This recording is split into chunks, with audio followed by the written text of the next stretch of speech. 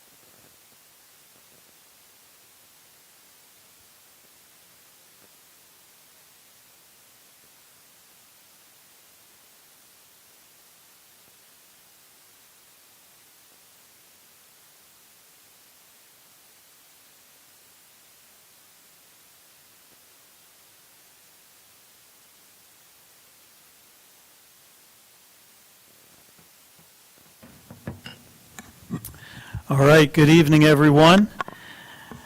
Tonight is the annual meeting of the Wake County Board of Education.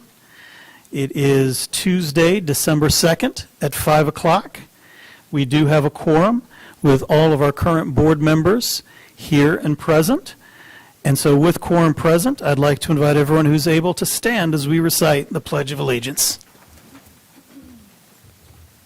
I pledge allegiance to the flag of the United States of America and to the republic for which it stands, one nation, under God, indivisible, with liberty and justice for all.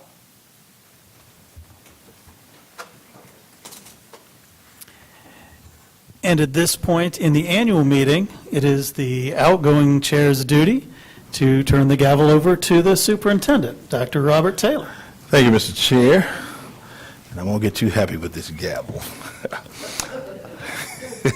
That's right. Okay, in making nominations for the chair and the vice chair, a second is required. Once all nominations have been made, a motion is made to close the nominations, and the motion is seconded. Ballots will be handed out to each board member to vote and sign and pass to council, who will tabulate those. Lacking a majority, a second vote and subsequent votes, they could be necessary. The ballots are a matter of public record. And having said that, are there nominations for the position of chair for the Wake County Board of Education? Mr. Haggerty. Thank you. I am both proud and honored at this time to put forth the name of Tyler Swanson as a nominee for chair of the Wake County Board of Education. All right. Tyler, second. Moved in second. Are there any other nominations? With that, is there a motion to close nominations? So moved. Okay. Is there a second? Second. Okay. It's moved and seconded. If we could pass out the ballots.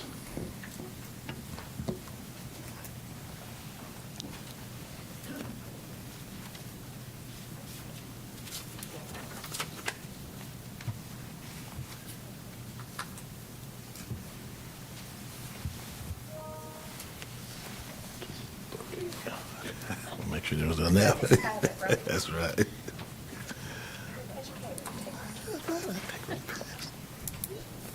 About to put my vote in.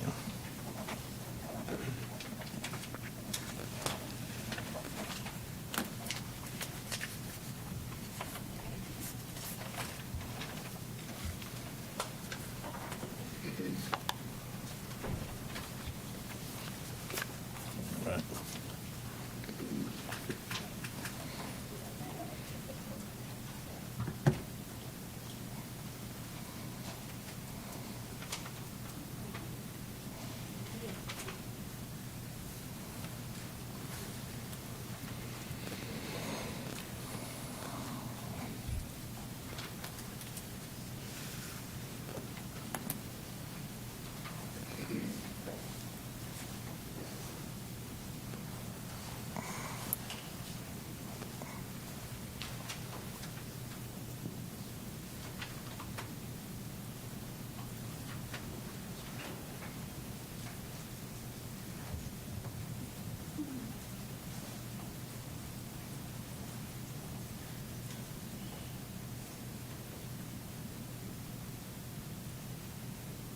I'm just trying not to be wrong with one of these.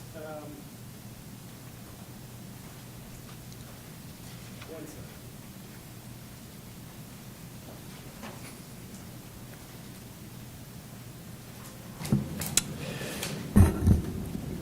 second. There are 6 votes for Tyler Swanson. There are 2 abstentions. So Mr. Swanson would be elected chair by unanimous vote, actually. All right.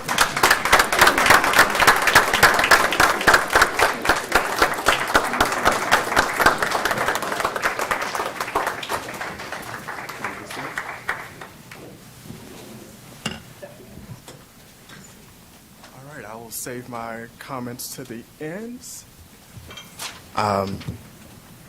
Thank you. All right.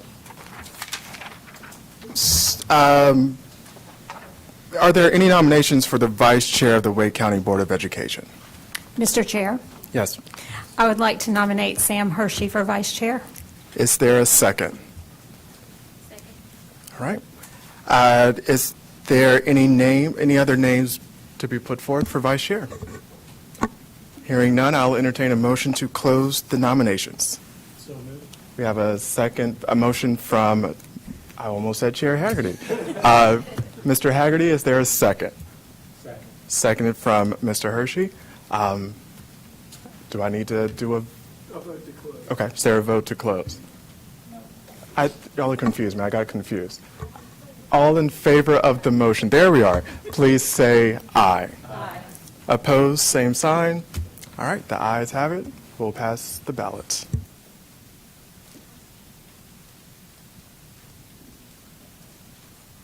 I was used to Chair Haggerty making all of these motions and coaching me through the way, so.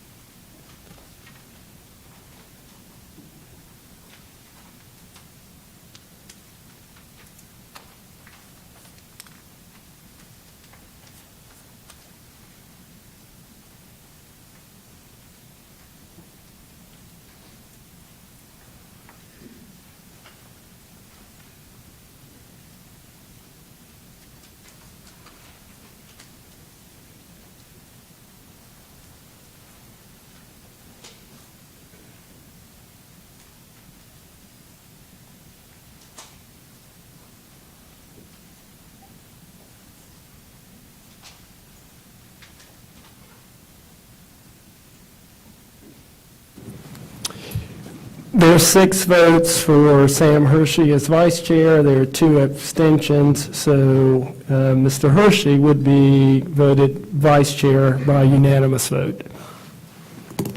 Congratulations.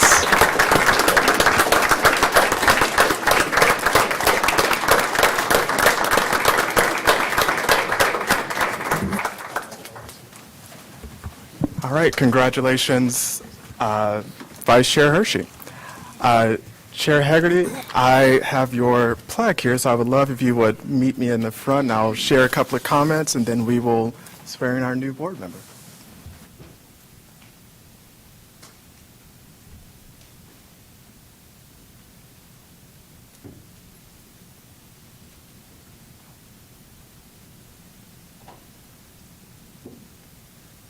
I'll say a couple of quick words and make them brief, but I just want to say it's been an honor to serve as your vice chair, Chair Haggerty. I think we make a great balance. We were great thought partners, and I appreciate all your leadership, steadfastness, and talking me off some cliffs at times. So we balanced each other out. It was always good cop, bad cop, and 9 times out of 10, I was often the bad cop. So with that, I just want to thank you for that, and I will open up the floor if you have any comments, Chair. I really appreciate that. Thank you. Thank you. We'll stop there.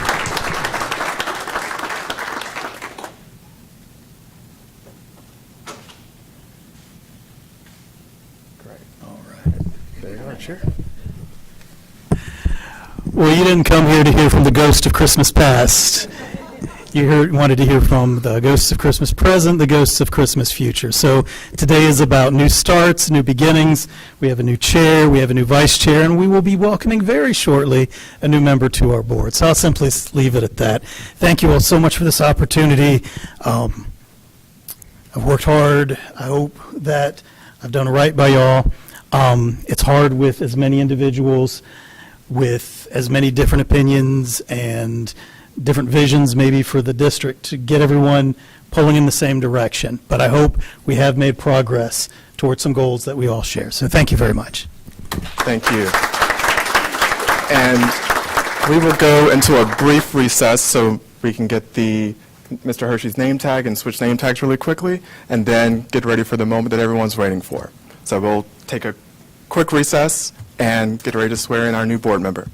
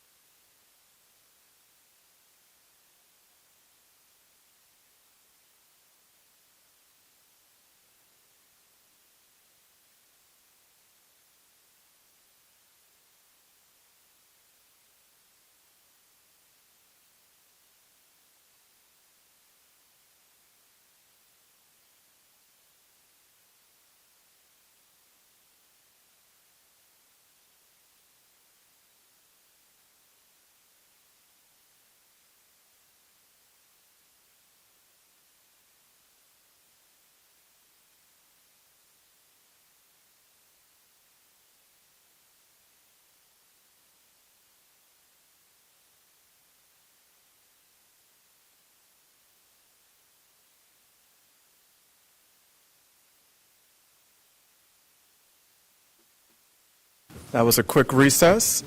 I'd like to welcome everyone to the swearing in of Dr. Jennifer Jobe, the newly appointed board member to fill the vacancy for District 8. Also like to welcome Senator Lisa Grafstein, representing the 13th District, and also welcome our elected officials that are here. I see a couple, Commissioner Cheryl Stallings, Commissioner and former board member Tara Waters, former Wake County Commissioner Dr. Yvonne Brannon, and our former District 8 board member, Ms. Mahaffey. So Senator, I will read your bio. Senator Grafstein has been a champion for civil rights, human rights, disability rights as a disability attorney. She has served in North Carolina State Senate since 2023. She earned a BA in English from Northwestern University, completed her JD from the University of North Carolina Law School, and has ran for the State Senate in 2022. Senator Grafstein has lived in Wake County since 1990. She has a son who attends Wake Tech, and she's completed the City of Oaks Marathon twice. So, Senator Grafstein, welcome, and thank you. All right. I don't know. Am I on this side or that side? Yes. Yes. All right, great. Yeah, I'll be brief because you've got a lot of distinguished folks here. I'm one of the least distinguished people here. It's been my honor to be here before and to join you all for different events, including being sworn in, or folks being sworn in on this board. It was my pleasure to swear in the new vice chair, Mr. Hershey, back when he had hair. So it's been a rough ride for him, I think. Just had to get that one in. But it's just such an honor to be here to swear in Jennifer Job, who's just a delightful human being in every possible way. I see her folks are here who are, you can tell how that somebody was raised right, but now that I know Rhonda and Bob, I know that she comes from a family that really values education, that she will do everything she can to make sure that the school system in Wake County is the best in the country for not only her daughter, but for all of our children. So it's an honor to be here, and Dr. Job, are you ready to take your oath? Well, your daughter holds the oath? Oh, I see. Yes, yes, yes, it's the whole thing. Great. Yes, raise your right hand. It's okay. We can swear you in next time. You'll be here. If you would please repeat after me. I, Jennifer Job, I, Jennifer Job, do solemnly affirm do solemnly affirm that I will support and maintain that I will support and maintain the Constitution and laws of the United States the Constitution and laws of the United States and the Constitution and laws of the State of North Carolina, and the Constitution and laws of the State of North Carolina, not inconsistent therewith, not inconsistent therewith, and that I will faithfully discharge that I will faithfully discharge my duties as a member of the Wake County Board of Education. my duties as a member of the Wake County Board of Education. Congratulations. Thank you.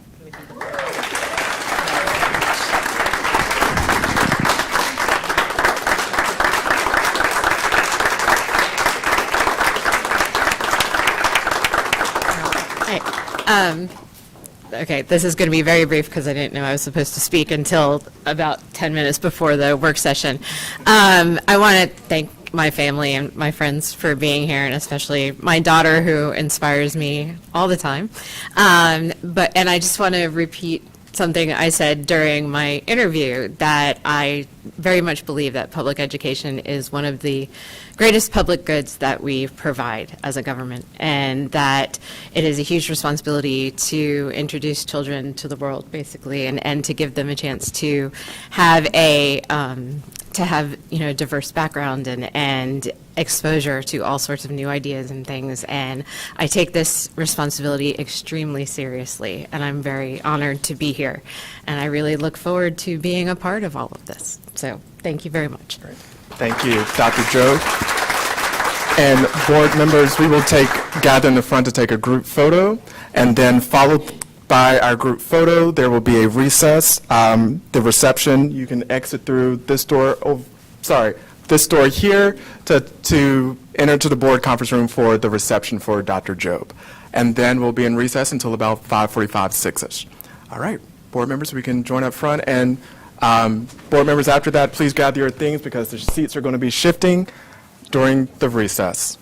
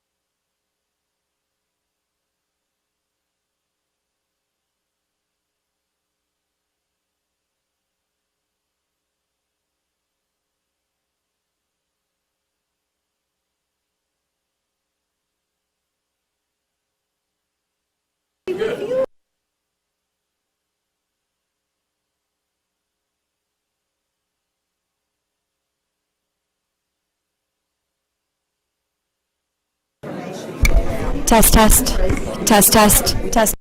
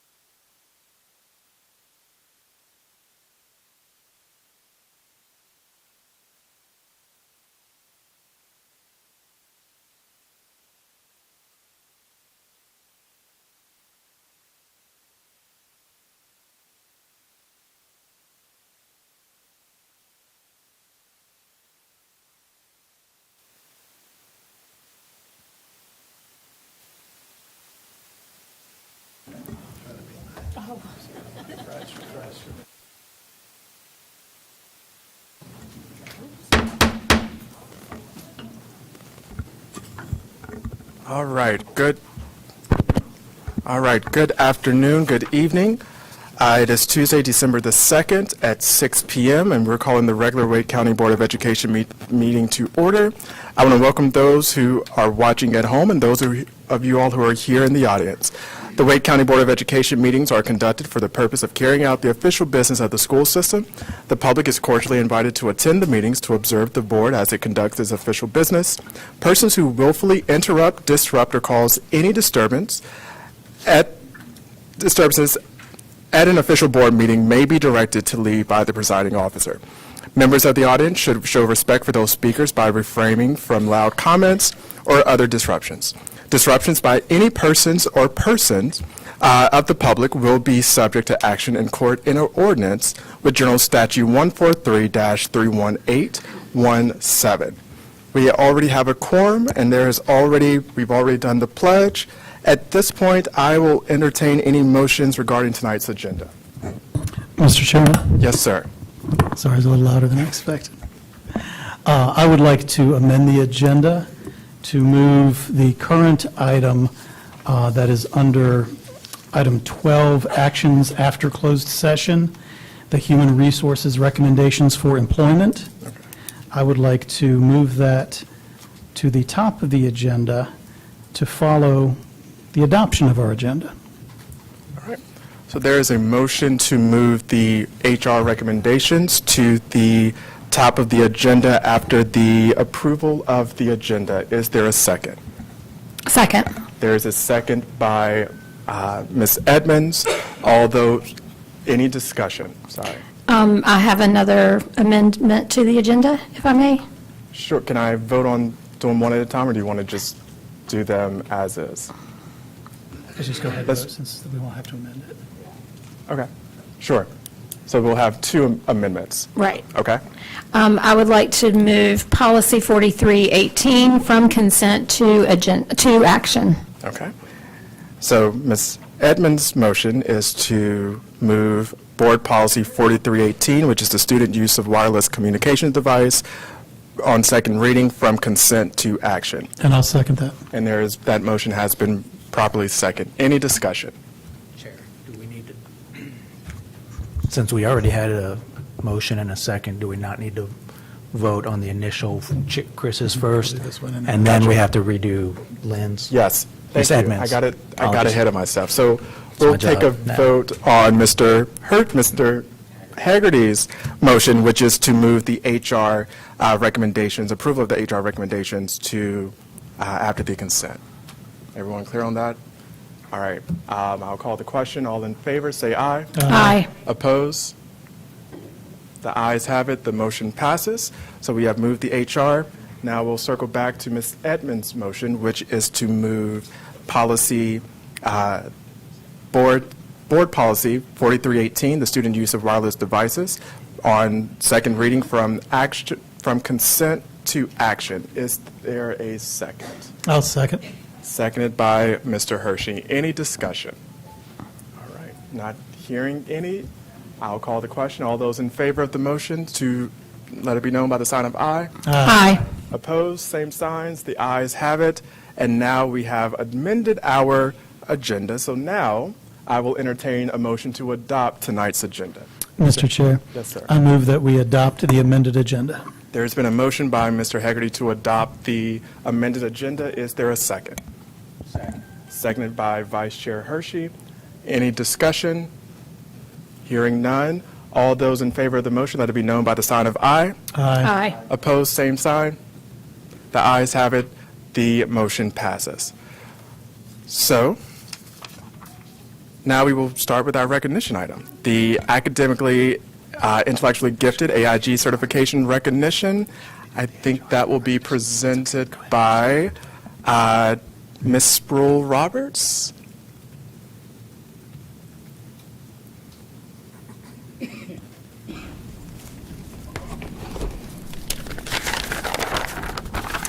Good evening, greetings, Chair Swanson, board members, and Superintendent Taylor. I am Lakeisha Roberts. I'm the Director of Advanced Learning Services, and with me is Chelsea Williams, our Coordinating Teacher for Advanced Learning Services. We are incredibly proud of our inaugural cohort of 6 WCPSS teachers who have earned their AIG certification through our partnership with a local university, Meredith College. Last year, these educators dedicated their time to deepening their understanding of AIG practices, participating in graduate-level coursework aligned with both North Carolina AIG standards and WCPSS instructional strategies.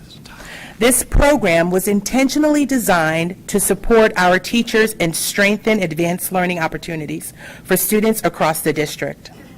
In addition to building expertise, it also created a professional network of educators committed to meeting the unique needs of our advanced learners. Building on this success, our second cohort is now in their 3rd month of study through our new partnership with Campbell University. So on behalf of the Advanced Learning Services team, today we are honored to recognize their commitment, leadership, and achievement as we present their certificates of completion to the WCPSS AIG certification program. So when you hear your name, please come up and grab your certificate. From Holly Spring Elementary School and Fuquay Varina Elementary School, Jessica Allen.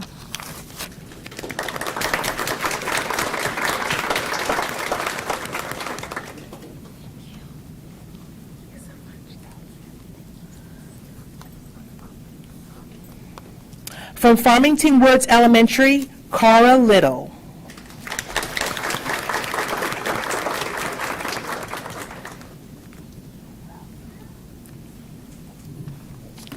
From Balcom Elementary School, Nathan Stack.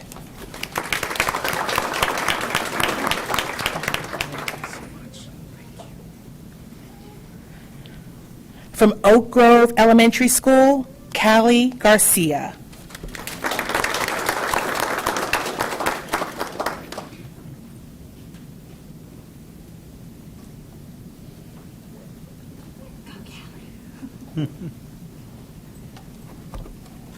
From Roseville Middle School, Kim Bowling.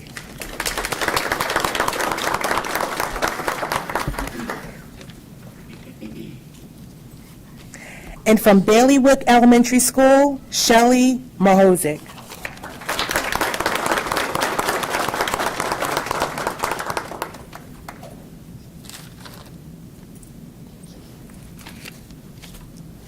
Thank you for giving us this time. We are incredibly proud of our WCPSS educators.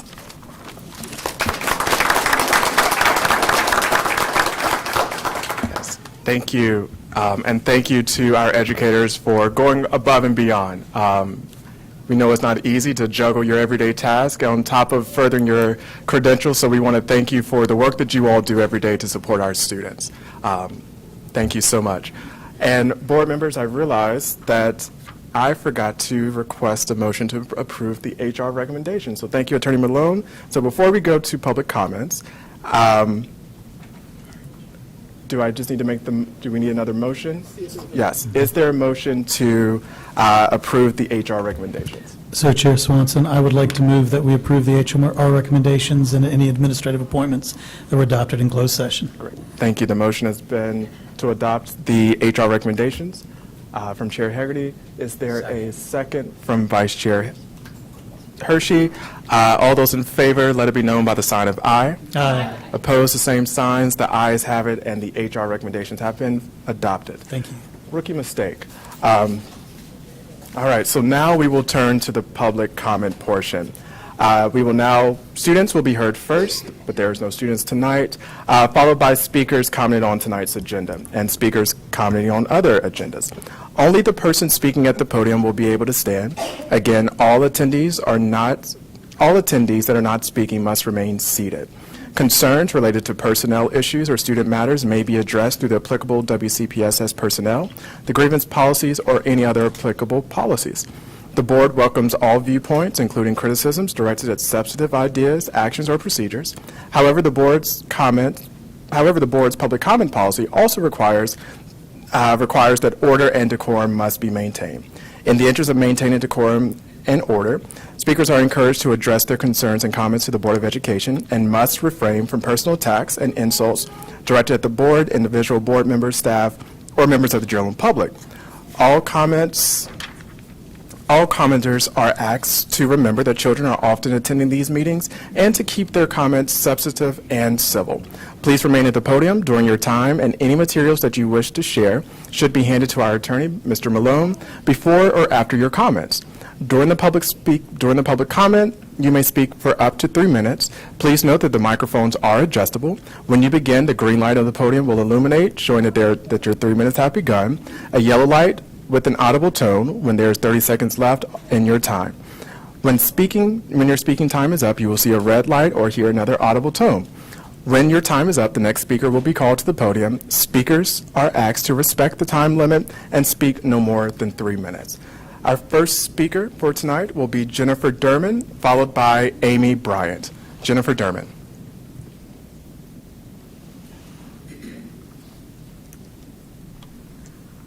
Thank you, board members and Superintendent Taylor. My name is Jennifer Dearman. 1 week ago today, 14 citizens were in this room interviewing for the vacant District 8 board seat, and I was proud to be one of them. Each of us invested significant time preparing and believing our experiences and commitment to public education would be thoughtfully considered. What became clear after the fact was that this decision had been made long before the interviews took place. While the process followed the letter of procedure, what happened last week was well-orchestrated theater and did not reflect the spirit of open deliberation or genuine consideration that our community deserves. I want to be very clear. I'm not here because I wasn't selected. I came into this process fully aware of this board's voting habits and patterns. I knew that the R on my voter registration card, which is a strange application requirement for a nonpartisan board seat, would rule me out as a viable candidate. Still, I chose to participate because I believe students deserve leaders willing to place outcomes above politics and self-preservation. Diversity of experience, professional background, and original thought are requirements for solving complex challenges. Yet there's no willingness to invite new perspectives to this board. If you don't believe in diversity and inclusion on this governing body, why should anyone believe you stand up for it in classrooms? Continuing to propagate the echo chamber of this board is failing our students, and the proof is in your report card. Academic proficiency has remained flat for 3 years, with only 64% of students meeting grade level expectations, and significantly lower results for our most vulnerable students. Less than half of our schools are meeting expected academic growth.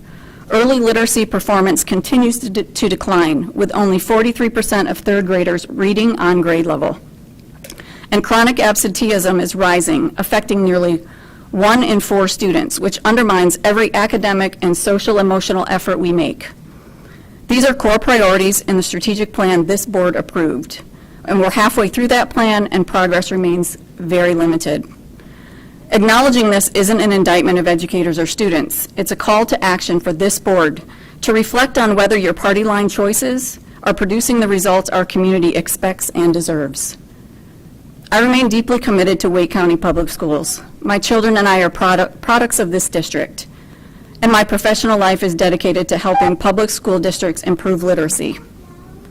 Legendary basketball coach John Wooden said, "Failure is not fatal, but failure to change might be." This board may not have chosen change last week, but the need for it remains. I look forward to continuing this conversation with educators, parents, and voters, and to offering my service again in the future. Thank you. Our next speaker is Amy Bryant. Okay. Will now be heard. Mr. Deaton, Mr. Joseph Deaton is our next speaker, followed by Dan Hote.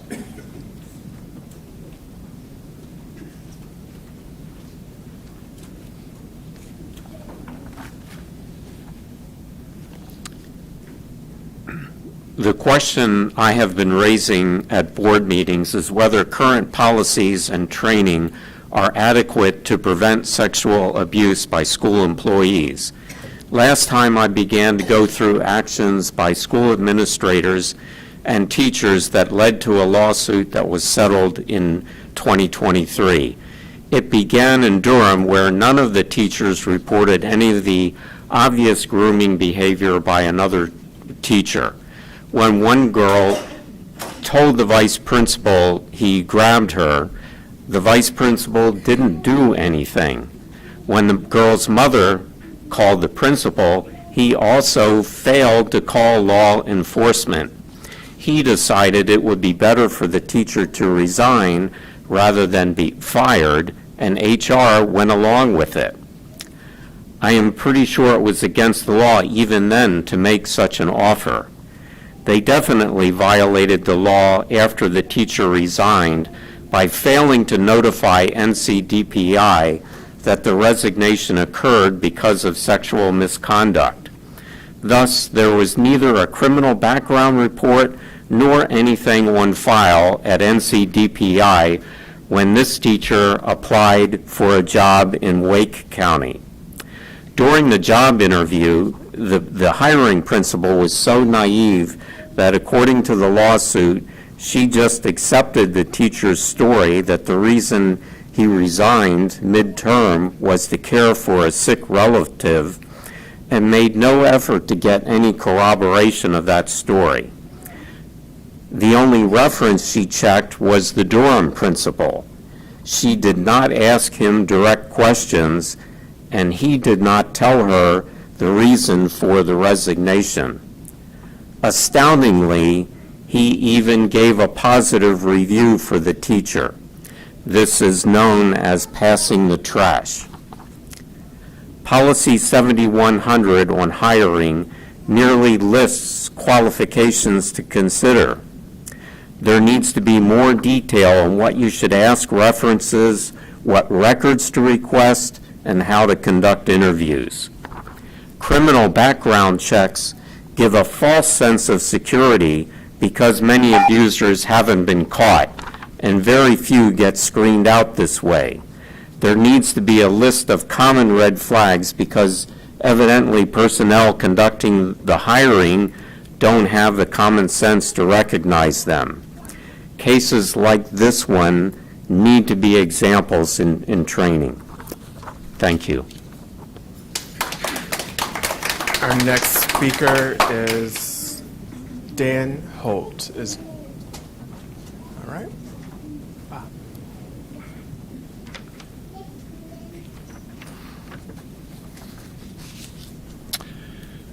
Good evening, Dr. Taylor, Chair Swanson, and school board members. My name is Dan Holt. My wife Carol and I volunteered last spring with a Level Up Literacy program at Bug Elementary School. The school's enrollment is 97% economically disadvantaged, and its reading proficiency scores for 2025 are 27% compared to 57% for the district and 46% for the state. We met our second grade students in late March and met twice weekly for 30-minute sessions through May. The reading program and support we received was managed by the Wake Ed Partnership. We had looked forward to returning to Bug to tutor this fall, but the Level Up Literacy program has not been renewed, most likely due to a lack of available funds. Wake Ed submitted an RFP, a request for proposal, to the Wake County School System to manage the program this year. We are unaware of any communications from the board as to why it was not accepted. We realize there are many budget constraints the school board is facing over which they have little control. But we would like this RFP to be revisited and the program renewed. Let's review the statistical results system-wide from the spring session these are provided by Wake Ed.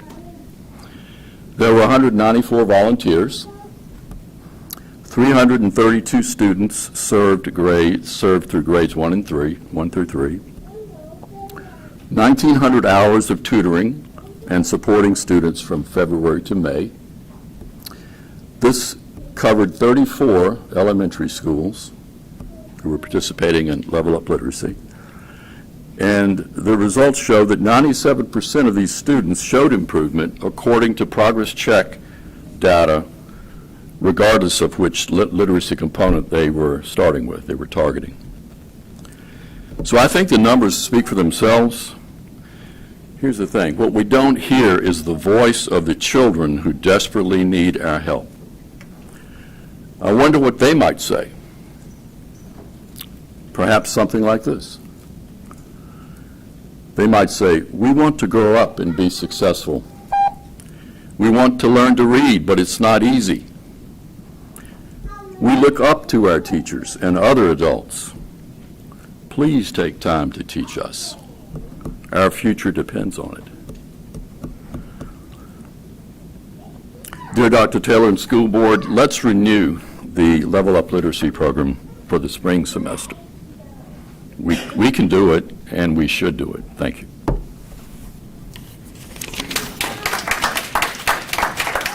Our next speaker is Sarah Haddad. Forgive me if I mispronounce your last name.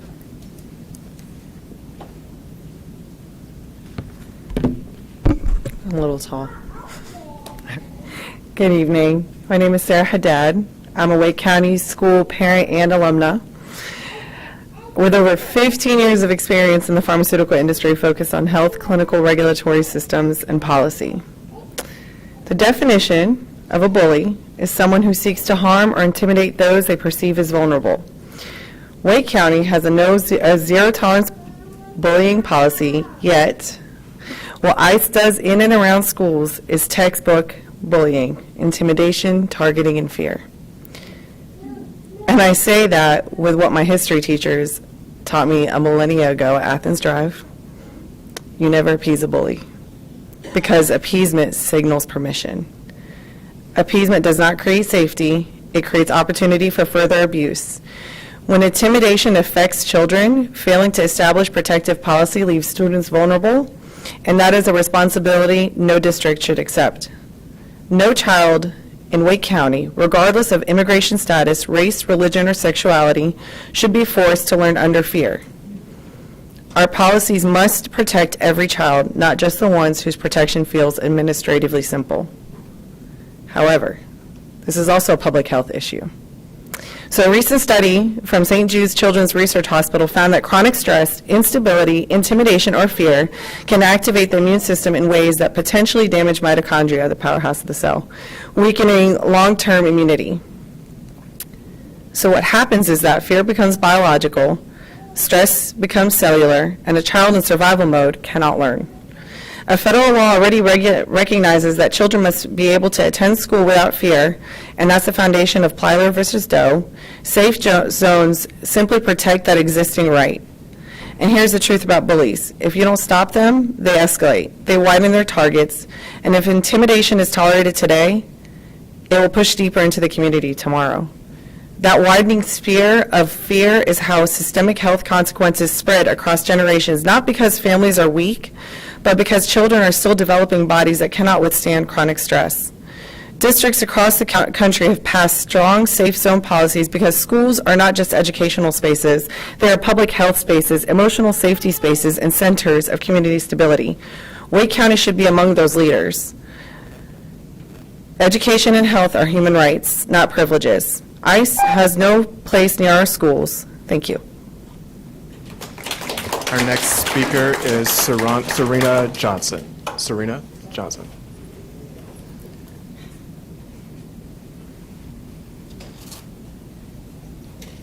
Hello, everyone. Speaking as a parent of our students that went to Wake County Public School, and I'm also here to talk about safe zones for school protecting children that are immigrants from the threat of ICE and going to school. I know we have all this stuff with academic, you want to talk about academic structure and how everything is happening now. This is affecting these kids every day, not just on a school level, but just on a home level and a life level. And I feel like Wake County, being one of the largest school board systems in North Carolina, should be taking a lead on a resolution that's going to protect families that are going through the threat of ICE. It was done in Durham. We can come up with a resolution in Wake County. So, you know, we've been doing all we can at Education Justice Alliance to support our families and community on every aspect of the word, as far as home life, things down to basic life needs, food, water. Families cannot even go outside safely and live their lives to provide for their families. People are behind on their rent, on their lights, on just living life, stuck in the house, hiding from ICE. And on our schools, on our school grounds, you guys should be providing all the safety provided for those students and those families. And it shouldn't be something that's slow to come. This has been going on for weeks now.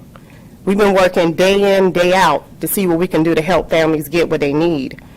And as public school systems are supposed to provide that just as basic needs for students, all students. So I hope that you guys will come up with a resolution for Wake County ASAP, so our students won't be facing fear at the bus stops, going to school, and they already have enough fear to deal with within the home themselves. Thank you. Our next speaker is Miguel, I don't want to butcher your last name. Figueres. Thank you. Thank you, Miguel.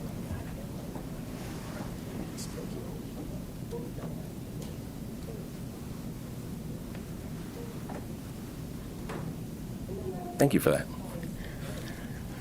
Hi, my name is Miguel Figueres, and I'm a parent organizer and a member of Public School Strong in Wake County.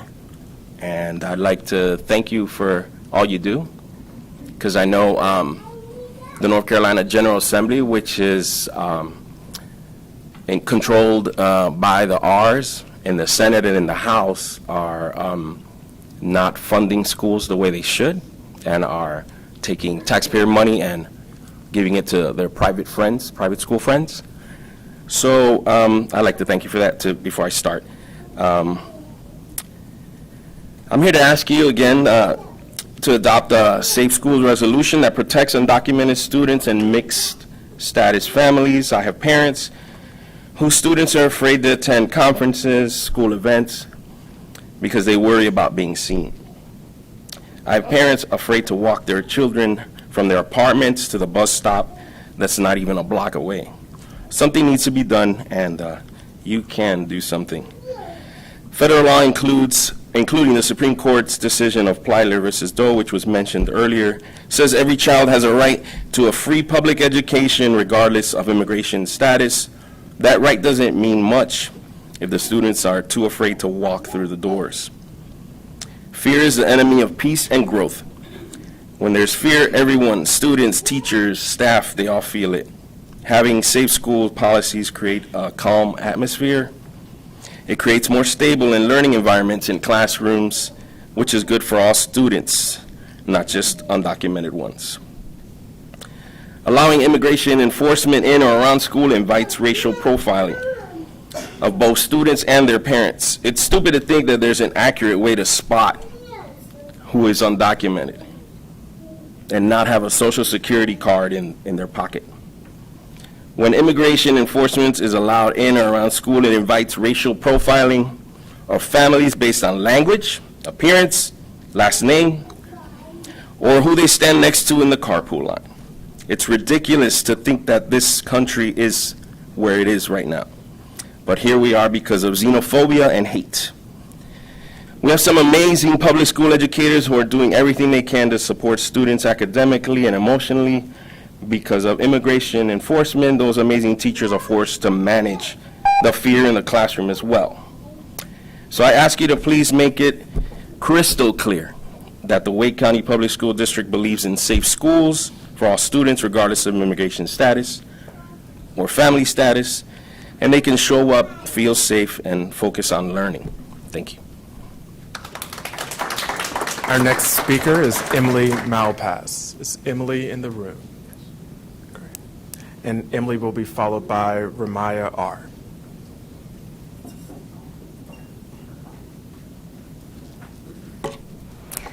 Hi, guys. My name's Emily Malpass. I'm a parent of students at Lynn Road Elementary and at Carroll Middle School. So let's think. Is it going to be the HVAC issues, reductions in force, understaffing, school mental health needs? What's she going to talk about? All of that would be a good place to start tonight, but I am here to use my 3 minutes to join in the call for this board to adopt a Safe Schools resolution protecting undocumented students and mixed status families.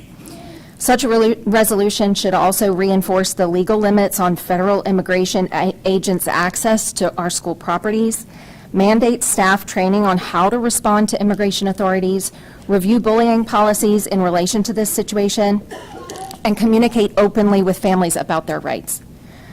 One thing I can do from where I stand is to say what I see and offer some acknowledgement. So I'd like to name that, especially at this time of year, we are all operating beyond capacity.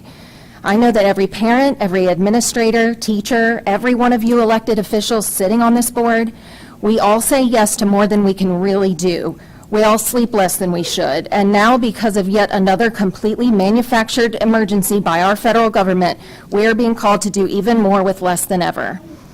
I wish I had data on the number of hours everyone in this room collectively has spent on the last few weeks on Zoom calls, group chats, meetings, driving extra loops, attending trainings, standing around in parking lots in the rain, talking to each other, and as I heard a colleague say today, flying planes as we're building them.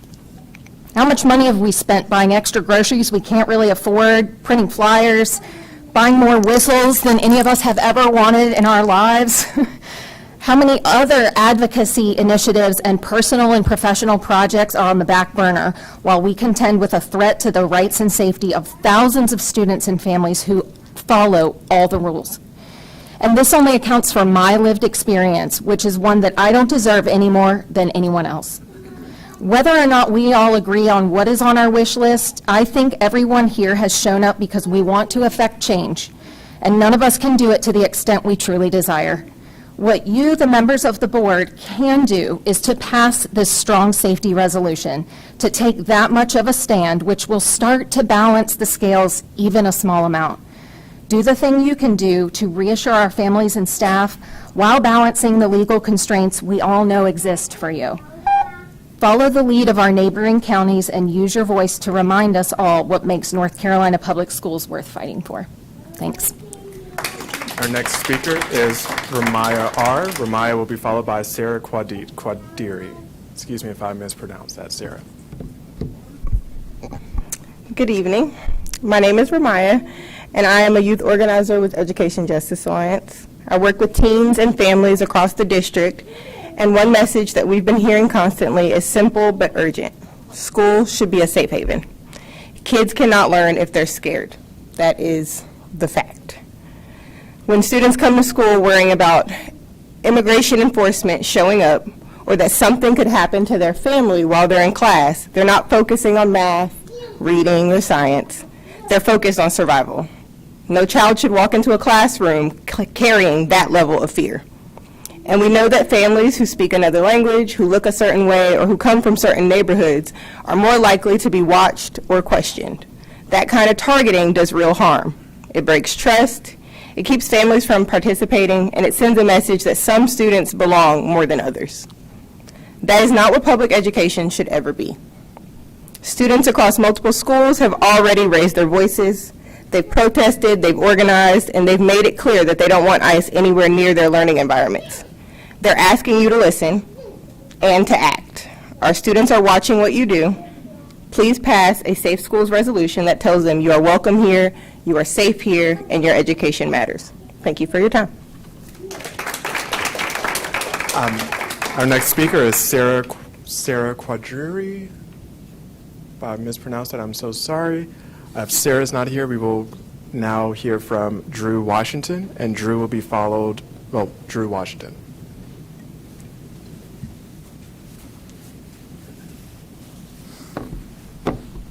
How y'all doing today? My name is Drew Washington, and today I'll be echoing the voices of my colleagues. So I'm the community organizer for Education Justice Alliance, and today I'm here to speak about the urgent reality that we are facing here in Wake County, which is the presence of ICE in our community, and to urge this board to pass a Safe Schools resolution that will protect our immigrant students and families. So as we know, there has been a numerous amount of violence and injustice against immigrant communities across the nation that has been encouraged by the federal government and felt deeply by many families. And today we are here to talk about something that isn't that distant. We're talking about what's happening in our own community and what's happening to our students. Over the past 2 weeks, Education Justice Alliance, along many powerful community members and dedicated volunteers, has worked tirelessly to respond to ICE activity, educate families about their rights, and create a sense of unity and support during a time filled with fear and uncertainty. The outpouring of care and support has been incredible. However, we understand that collective action works best when efforts are made from all fronts. That is why we are urging Wake County Public Schools to pass a Safe Schools resolution. A resolution like this is more than a symbolic gesture.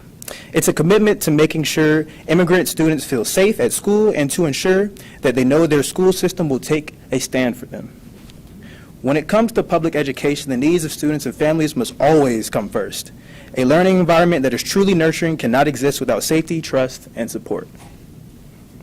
We all know that when students feel safe at school, the learning environment becomes more stable for everyone.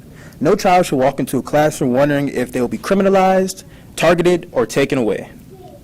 Young people, especially those from minoritized backgrounds, are already carrying a number of pressures. Knowing this, it is our responsibility as adults to remove these barriers and to not be complicit. In moments like this, our students need us to wrap a blanket of care around them. They need to know that their school board is willing to act, speak up, and protect them, not just in words, but in both policy and practice. So today, I urge you to work towards passing a Safe Schools resolution and help ensure that every student, regardless of where they're born, what language they speak, or who their family is, can learn, grow, and thrive in a safe school environment. Thank you. Our final speaker will be Mara Butalia. Please correct me if I mispronounce your last name, and I'm so sorry.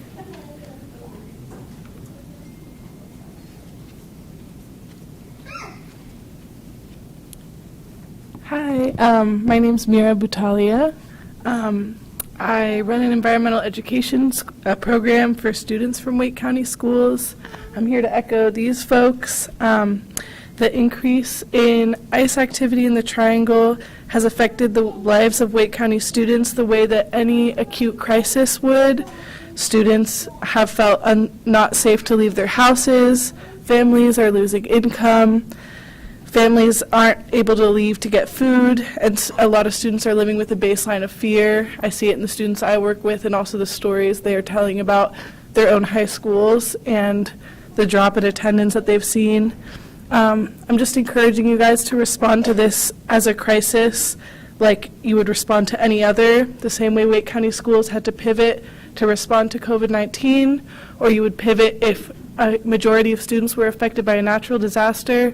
Think about the effects on students' lives, the fact that they're living in fear. This is an extreme disruption in students' learning and their sense of safety at school. So I just encourage you to respond as if this is a disaster for a lot of students. So thank you for your time. Thank you. And this will be the last call for Sarah Quadri, if she's in the room. All right. We will now turn to our consent agenda. Is there a motion for the adoption of the consent agenda? Chair Swanson, motion to approve the consent agenda. So we have a motion by Vice Chair Hershey. Is there a second? A second. Seconded from Mr. Hegarty. Any discussion? All right, hearing none. Is there, all in favor of the motion to adopt the consent agenda, please let it know by the sign of aye. Aye. Opposed, same sign. The ayes have it, the consent agenda passes. We will now turn to our information item, which is our policy, Policy 4318, student use of wireless communication devices for second reading. Dr. Crane, thank you. Sure. Tonight, I understand this policy was moved from consent to action, so I'm bringing to you the second reading of Policy 4318, student use of wireless communication devices. This is a revised policy, and revisions were recommended by the North Carolina School Boards Association and staff, and were discussed at the October 28th, 2025 Policy Committee meeting. The revised policy was approved on first reading at the November 18th board meeting. So we request your second reading, your approval on second reading for this. Are there any questions that I can answer for you? Great. Is there a motion to adopt policy 4318 on second reading? Chair Swanson, I move that we adopt 4318 on second reading. The policy there's a motion by the policy chair, Ms. Edmonds, to adopt 4318. Is there a second? Second. There's a second by Ms. Gordon. Any discussion? Ms. Edmonds. Thank you. Very briefly, we wanted to move this just to reiterate to the public that the changes that were made were very minor. It was really one change where when we adopted the policy this summer, we did so in order to have something in place for the 25-26 school year, knowing full well that the legislation was still in process and that we may have to amend it once that legislation was passed. And so where before we had devices had to be silenced and put away, per legislation, we had to change it to off and put away. And so that was the change, and it, again, in compliance with state law. And so it's really not as dramatic as some may We did, say. just for further information, we did clarify up top that we changed smart watches. We now include smart glasses, and that they may be worn and used as watches and glasses, but any features that connect them wirelessly to communicate should be turned off. And before Section A, we included some language that says the policy does not apply to district-issued and managed devices or personal laptop computers that are used exclusively for approved instructional purposes consistent with Policy 3225, Technology Responsible Use. We had some questions from principals at the start of the year. Does this mean I cannot allow my students to use their own laptops on campus? And we certainly did not. That was not the intention of this policy. Principals, in accordance with Policy 3225, may prohibit personal devices being used on campuses. That is under the responsibility of the principal based in Policy 3225. Thank you, Dr. Crane. Ms. Rice? Thank you, Chair Swanson. I just want to help me too with the point of clarity, because it's been going on, conversations that's been changing. With our policy currently still, is it true that our policy is students are still in control of their devices, they just still must put them on silent and put them away? Is it anywhere in our policy that indicates that teachers are to have our students put their phones in certain places or in lock bags or in cubbies? I just want to make sure that our policy still remains, that we are not taking ownership of people's stuff, but it is just that we need you to cut your phones off now, off to comply with policy. Is that correct? That is correct. Okay. Thank you. Is there any other? Mr. Haggerty? Thank you. Dr. Crane, I apologize. You remember we had extensive debate about all of these issues, and we ran long, and I appreciate all the work that went into this. As we were reviewing this to come back to the full board, I had questions in my notes that I didn't answer in committee, and I just wanted to ask it now before we vote, if you could either reassure me or if you think anything is added. We talk about the recordings that you had mentioned being allowed for authorized use, and authorized use including legitimate academic purposes. Is that right? Yes. That was for revision to Policy 3225, Technology Responsible Use. Okay. Yes. Okay. And the question I had is, would we need anything in there for security uses, or would the use of video cameras and monitoring that we use in many of our schools for safety and security purposes run afoul of the policy? I don't know specifically the answer to that question. I can tell you that in our policy, we say that school staff can authorize use of the device if there is a reasonable and legitimate need We also say that no permission is required to call 911 when appropriate. This policy does not contemplate the use of a phone to capture video or audio. That would be under the technology responsible use. Okay. It was part of that related discussion, so I just wanted to ask it. Mr. Chair, what I just ask is, when we come around to any future use of the aforementioned policy, we just put a pin in that and make sure that we're compliant. Great. Thank you. Thank you, Dr. Crane. Are there any other Sure. comments? Now, I'll just say that this is, again, we are in compliance now with the State General Assembly, so families can have conversations with their students to know what the expectations are, that all phones now have to be off, but this does not exclude students who may have assistive devices used as an IEP accommodation, so that still is in place. This is just for us to comply with the state law. Correct. And we also allow, in high school, we allow personal device can be displayed, used, or made visible for instructional purposes with prior authorization of the classroom teacher, consistent with the school-wide rule regarding that instructional use. We did not include that language in elementary and middle school. That is a high school language provision. Great. Are there any other comments? All right, hearing none, I'll call for the vote. All in favor of adopting policy 4318, the student use of personal wireless communication devices, on second reading, let it be known by the sign of aye. Aye. Opposed, same sign. The ayes have it, the policy passes. Thank you, Dr. Crane. And we will now turn to the information item of our agenda. We'll start by our comments with our superintendent, Dr. Taylor. Thank you, Mr. Chair. I do want to start off by, first of all, recognizing the tremendous disruption that have take place in our schools as a result of ICE activity.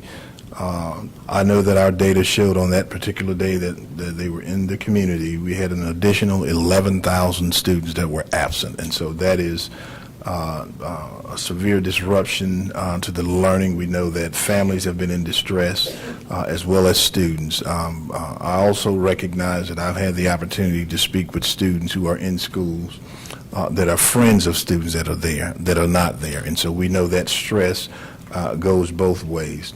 I know that our schools continue to support students and families, and we acknowledge their continued efforts to support these students and these families. It does take a lot. Our principals are ensuring that there is adherence to the law. Every student that lives in Wake County via Plyer v. Doe have access to a free and appropriate public education, and so we are making sure that every family is aware of that.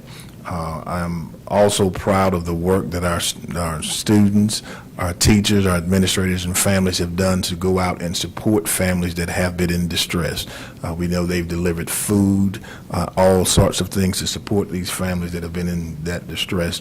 And I can't say enough about how we've rallied to make sure that we provide the support that they need. We also stress to people that there have been no activities at any public school in North Carolina by these agents, none that have been reported to me.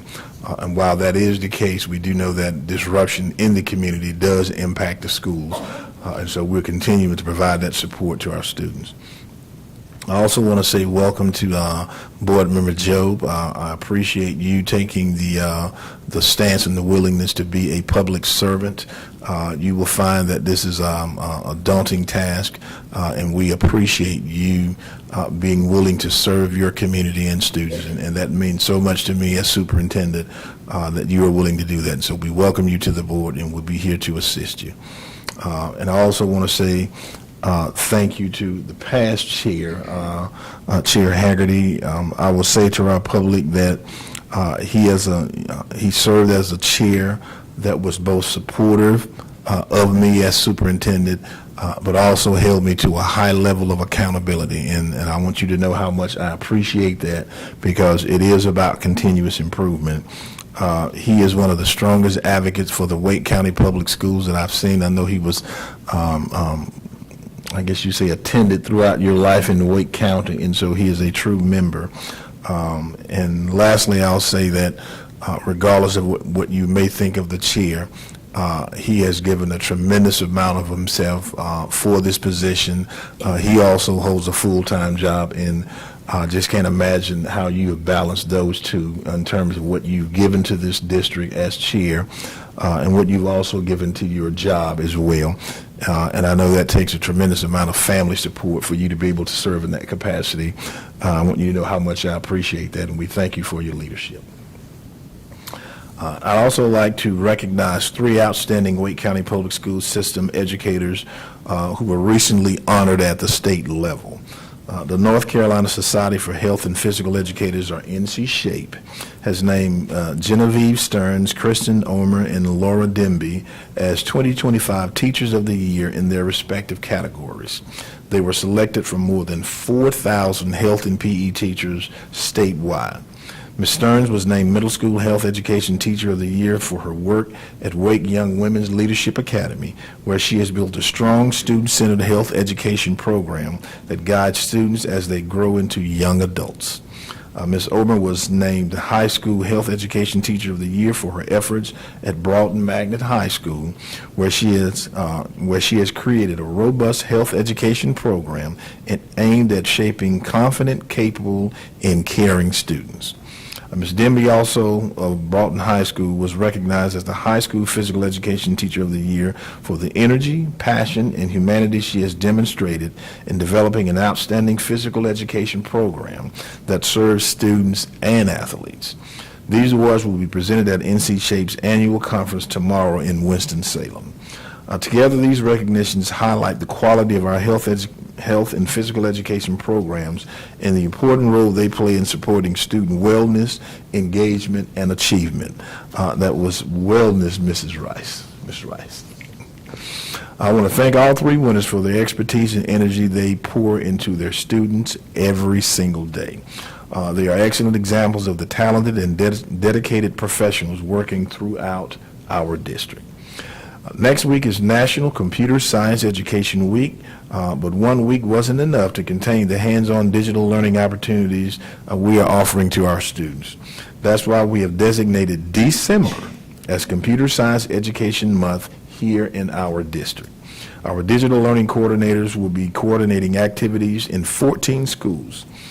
These will include robot programming challenges and other interactive tasks.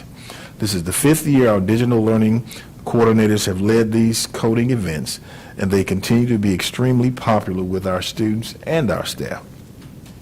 In total, they have visited 75 schools, reaching students at every grade level and building excitement around problem-solving, creativity, and computational thinking. One of the showcase events will take place tomorrow at Millbrook Magnet High School, where students will work with programmable robots like Spiro, Dash, and Finch to put their coding skills into action. Later on December the 11th, we will partner with state officials and representatives from Accenture to host Hour of Code activities at Dillard Drive Magnet Middle School. So I really do hope you have an opportunity to get out and see the Hour of Code. Computer Science Education Month reflects our ongoing commitment to preparing students for a rapidly changing digital world. These meaningful opportunities to sharpen technological skills also allow students to practice collaboration and critical thinking. So we are grateful to our digital learning coordinators and community partners for helping create these engaging experiences that spark interest in computer science. Finally, 4th grade students from 16 elementary schools had the opportunity last week to visit Marbles Kids Museum for an event called Together We Learn, celebrating American Indian culture. They got to see dance and music performances from North Carolina Native American tribes and also engaged in hands-on learning about Native American art. The event was held in honor of Native American Heritage Month. And with that, we will take a look at this video. In November, 4th grade students from multiple WCPSS schools had the opportunity to visit Marbles Kids Museum for an interactive learning experience for Native American Heritage Month. While there, students saw dances and heard oral histories of tribes from the state of North Carolina. And I have the privilege of serving as the 2025-2026 Miss Indian North Carolina. Throughout my reign, I have traveled the state representing the 8 state-recognized tribes and 4 urban Indian organizations of North Carolina. We respectfully acknowledge the Coharie, Eastern Band of Cherokee, Potawatomi, Lumbee, Meharry, Occaneechi Band of Saponi, and Wakimasua, and honor the enduring presence, vibrance, and diversity of contemporary indigenous communities.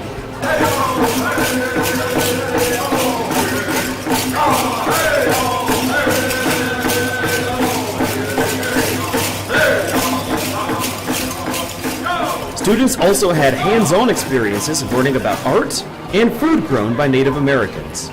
Interest in this event was so high that WCPSS and Marbles have partnered for a second event in January.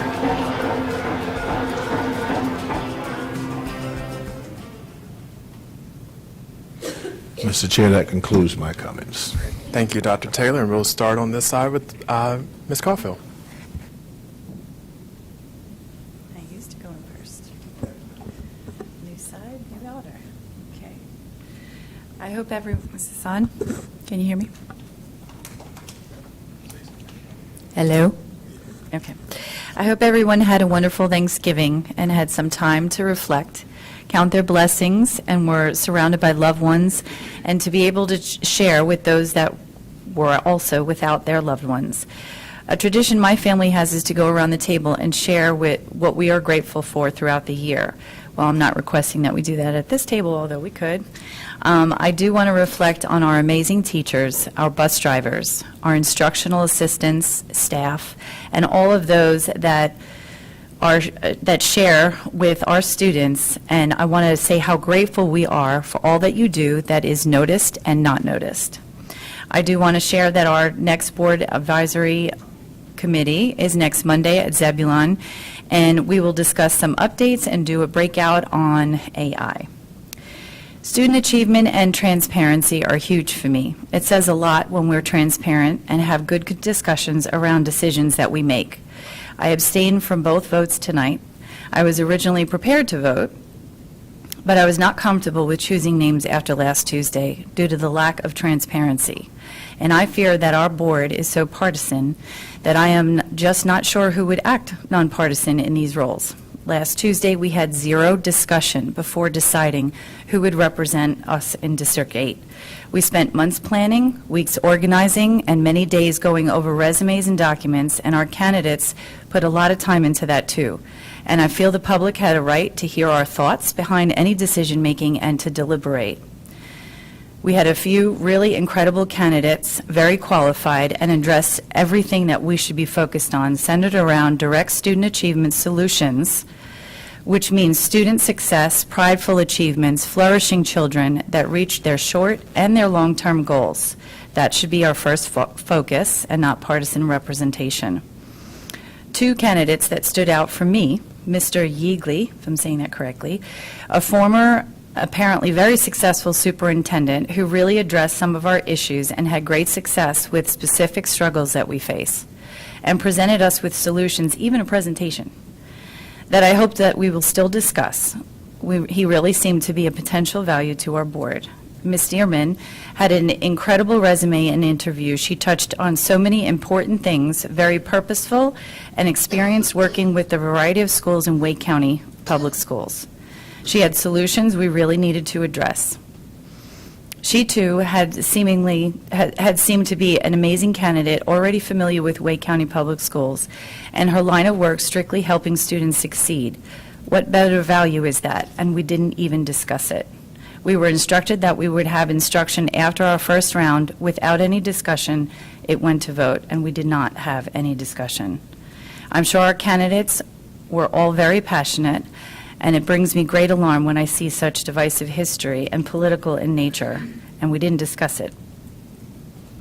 No offense to our new board member, I'm sure she is very lovely, but without any discussion, the way that the vote went down last week was against anything transparent. I'm not sure how that doesn't appear to be partisan. And I felt it was very important for the public to hear our thought and exchange of ideas. So it was disheartening to me, and I really do struggle with this. Great. Dr. Ng?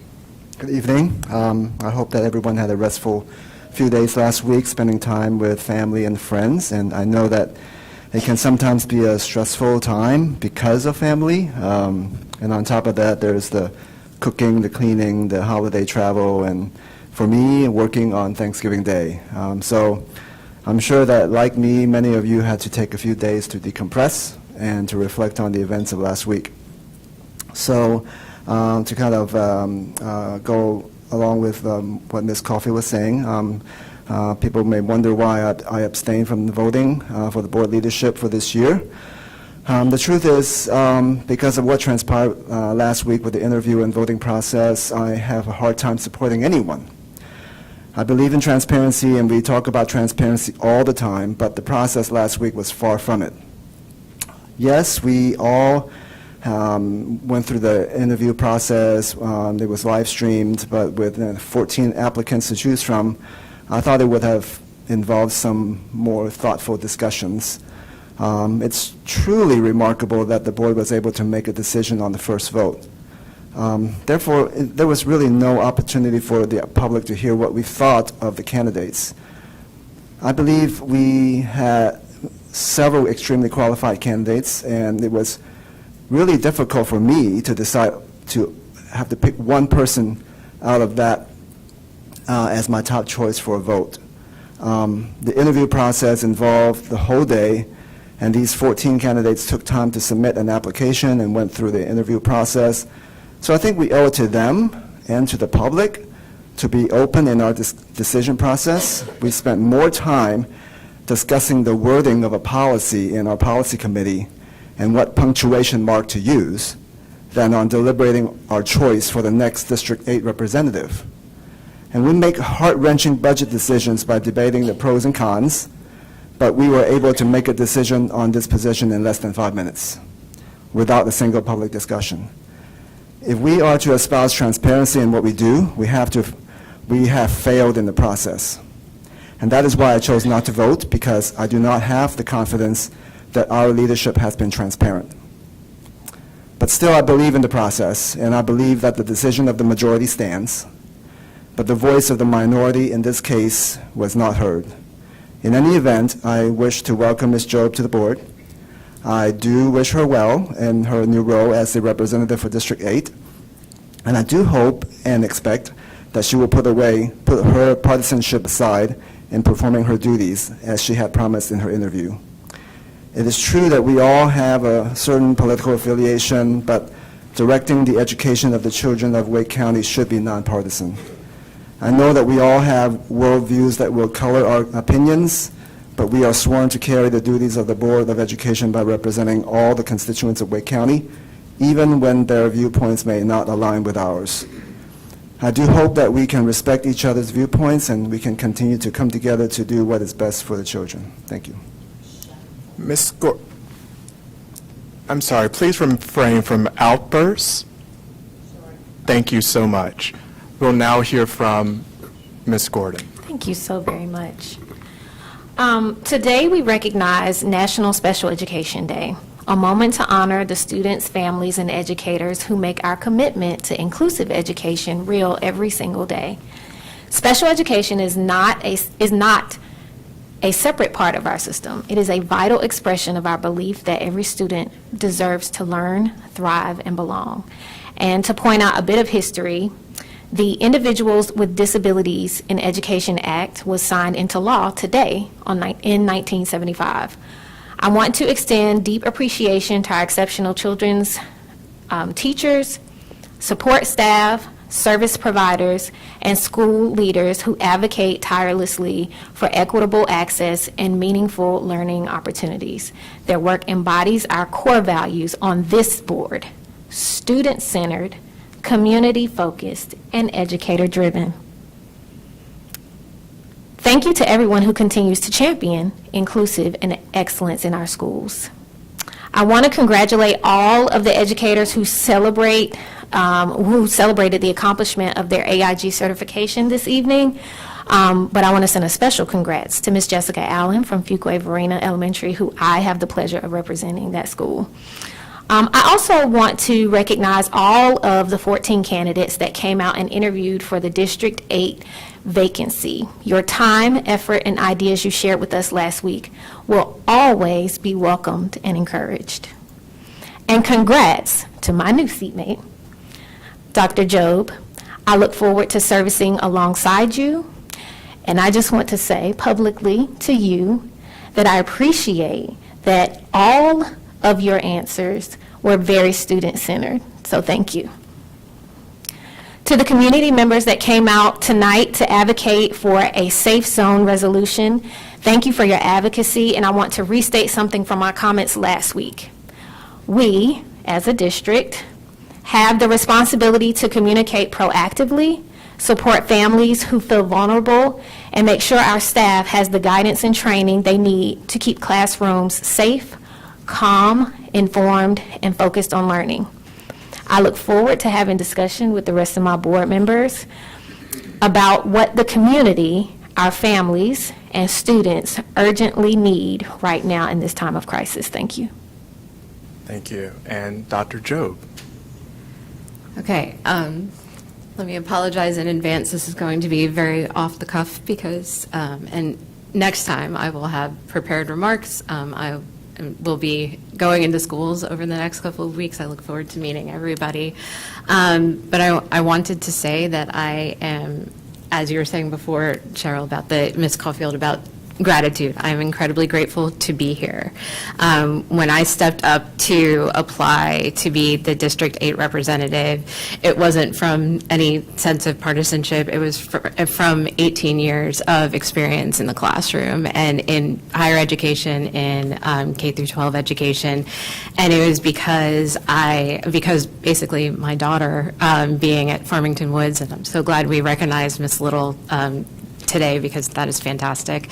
She is wonderful to my kid and to all the children that she teaches. But I wanted to do what I could to make sure that we could make the most of what we have and make the most of the incredible talent and the incredible resources that we have in Wake County and do whatever we can to grow those. But I definitely am looking forward to working with everyone. I do want to say that nobody was as surprised as I was when the vote happened. I also expected a really long, drawn-out process as I've seen in the last couple of ones that I've watched. But I appreciate that the faith that those of you who voted for me showed in me.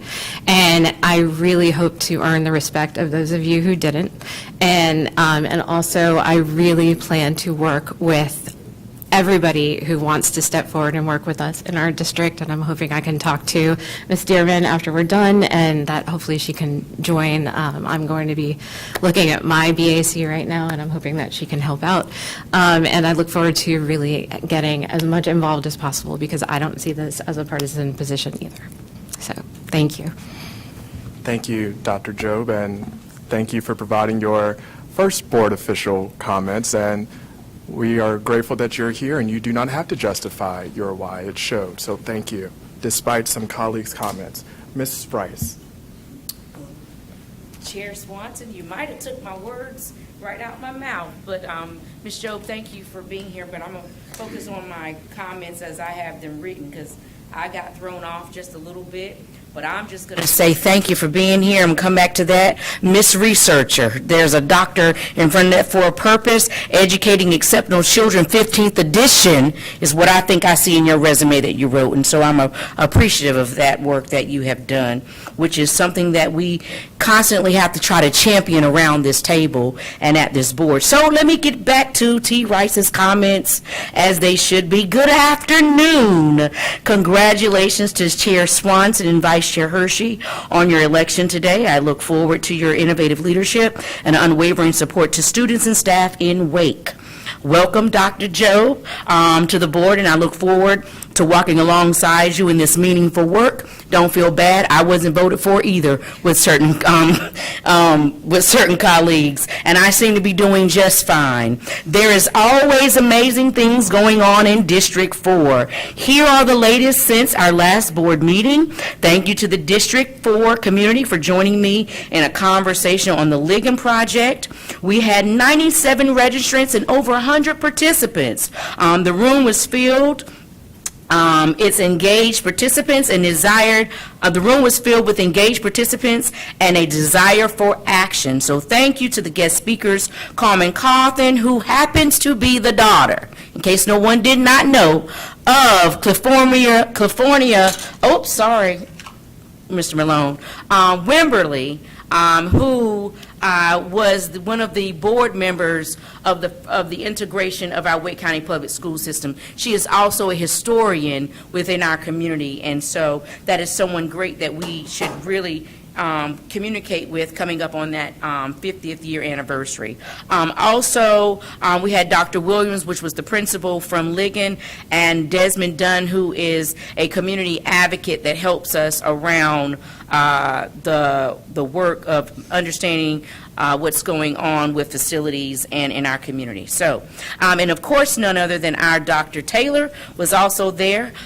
He indicated for us that our next listening session, which will be led by the district, which is Superintendent Taylor and the staff, on January the 8th and the 17th at 6 p.m. And there will possibly be 2 other January dates as well with Superintendent Taylor and staff. And these mentioned dates will be for the alumni at first. Other dates and times were also shared, and I believe the superintendent informed us that there will be a web page that will be dedicated to the Ligon's work and project that we're doing so far. You can still find the current information that we have at toshebarice.org/Ligon, so that you'll still be aware of the project dates and times that we have at the moment that the district has already shared. What an amazing time at our BAC meeting last night in District 4, hosted by the amazing Poe Magna Elementary Gifted and Talented, where Principal Story leads amazing staff and students.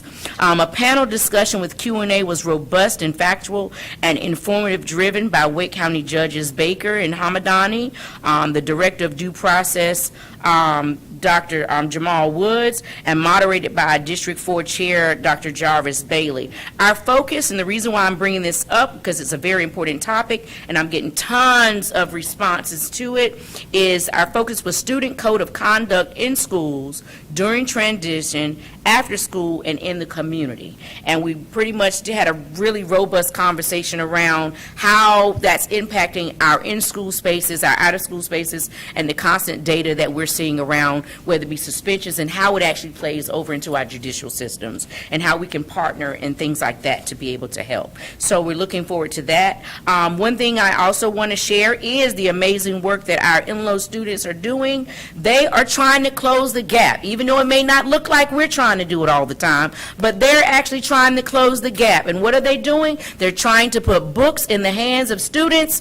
They passed out flyers last night and stood up and spoke boldly about how they have already collected 1,000 books to turn into the hands of elementary students K through 3 in District 4. Why? Because they recognize and brought our own data back to us. Thank you for sharing that tonight, that we're 35%. Right, with proficiency. So I can't agree on those notes. These are the things we need to focus on, and we can get there together as a board when we lock in and be intentional about the work that we do. Just know our students are already beating us to the punch with collecting books and understanding we've got to get it, and they're partnering with that with Wake Up and Read.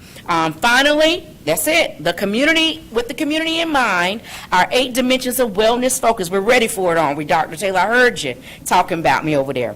So y'all getting the message that wellness is important, right? But here we go. The community in mind, our 8 dimensions of wellness focus is social wellness today.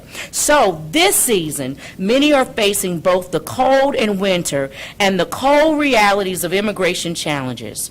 Offer warmth where you can. Check on your neighbors, share resources, and create spaces where people feel seen, safe, and supported. Community care is powerful healing. A little compassion melts both the ice, right? Both kinds of ice.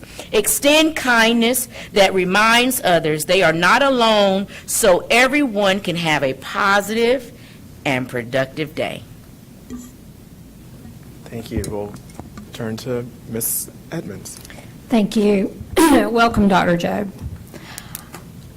I cannot think of a more stellar example of grace and integrity in the response that you just gave to some comments directed at your selection. And so I thank you for your comments. I'm very excited to have another educator on the board, because as a non-educator, I really look to those of you that are to help guide our discussions and influence me on my decision-making. So thank you so much. I really look forward to working with you, and you do deserve to be here. Thank you. Congratulations to our new leadership, Chair Swanson and Vice Chair Hershey.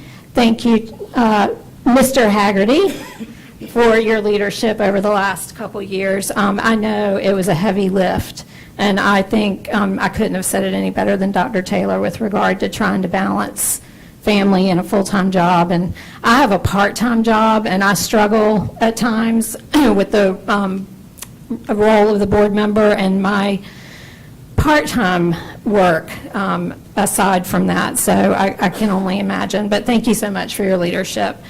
And then to reiterate what Ms. Gordon said, I almost called you Ms. Gorman. What Ms. Gordon said about the advocates that came out tonight from Education Justice Alliance, or not, anybody that came out tonight to speak about the attack on our community by those, working under the guise of immigration enforcement. I really appreciated your comments, and I appreciate everyone that came out to lift up our community and lift up the gravity of the situation. I won't repeat what I said last meeting about all that, but please keep coming back, and thank you to that team, particularly at Education Justice Alliance, for everything they're doing in community and have been for a long, long time, but especially in this moment. I really appreciate them and their work. Thank you. All right, Chair Haggerty. Thank you, Chair Swanson. So, coming into this evening, I had really sort of planned to go quietly into the night. But there is a dangerous trend in this country, and I will not stand for it. And that is the attempt to delegitimize legitimate elections simply because one does not agree with the outcome. It is dangerous for our society, it is dangerous for our democracy, and if attacked with unfounded allegations, I am going to stand up and defend them. Let me say that there was no orchestration, there was no collaboration, there was no predetermined outcome in this process. And let me give you some history. I have been here through the selection of 4 new board members. It has always been a surprise. With no offense to 3 of those 4 here today, oftentimes we are told that there is a front runner and there is someone who produces the most letters of recommendation, the biggest names. And you know what? They are rarely chosen. It has always been a surprise who we have chosen, all the way back until I was chosen, and then the only reason it wasn't a surprise is because I was the only person who would put my name up. Still question that decision sometimes. You know, let's be real. We had almost 20 applicants. And I know from talking to you around the table that you read those resumes, you read those letters of application. It was a grueling process. I spoke with many of you individually just about, have you kept up? Have you read them? Do you know who's running, who's not? I've heard your comments as we were deliberating, comments about after an interview, who did a good job, who surprised you. This was an active and legitimate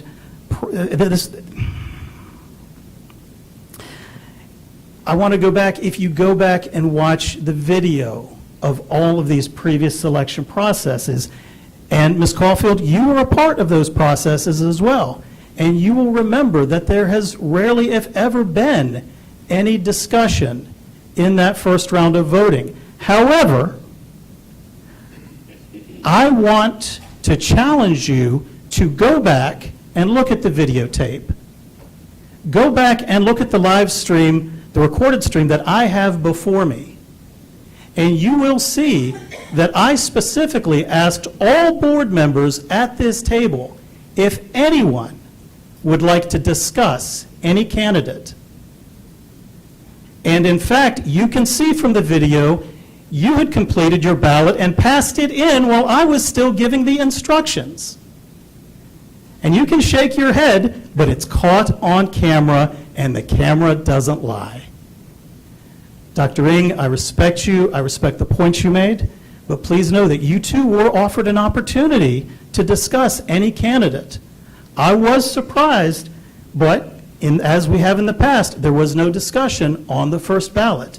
And like many of you, I expected we would go many rounds. We did not. I was legitimately surprised. Now, I can go through and I can talk about every aspect that has been raised, and they are available for discussion. The reason why we asked for a voter registration card is because we had a candidate apply for one of our vacancies, who interviewed for one of our vacancies, who we then discovered was not a resident of the district that they came to represent. And it was a huge embarrassment for this district. And so we asked for documentation. It's state law now. You have to show ID and identification to vote. If you have to show ID to vote, you should certainly be able to have to show ID in order to serve. So each of these, and if any candidate simply doesn't want to share their party identification, we saw candidates who on the submitted documents redacted their party identification, just like they redacted financial information. So there are options here. I understand disappointment and disagreement with the result. I really do. But I will not stand for any insinuation that this was not a fair process, that this was not transparent, and that any of us, whether we voted for a candidate, for Ms. Jobe, voted against Ms. Jobe, did so for anything other than their own personal convictions after reviewing all of the submitted information, all of the information that was in the letters of recommendation, or the letters of proposal from the candidates where we asked them to present on issues, and those individual speeches.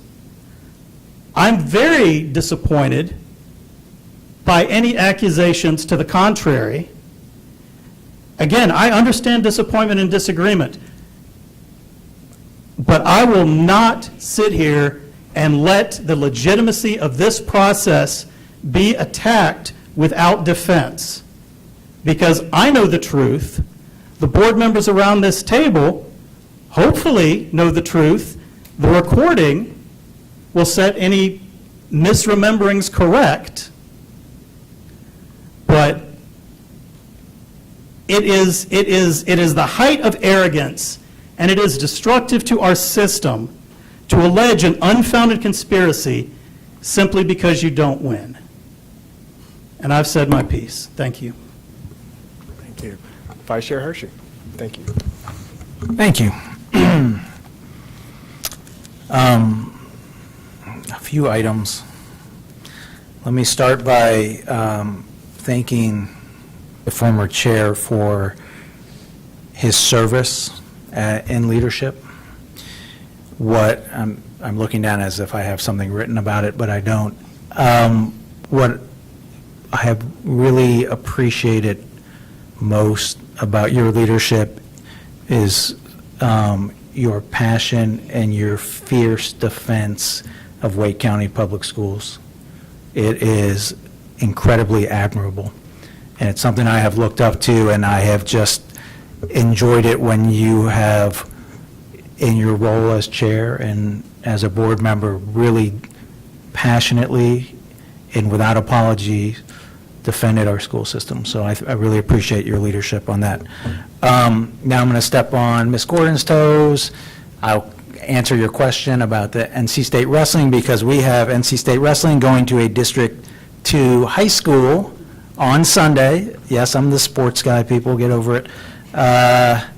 They will be wrestling at Willow Spring High School at 1 o'clock and at 3 o'clock against Morgan State and Rutgers. It's fantastic to have one of our local universities in our schools, so hopefully we'll have a great turnout there.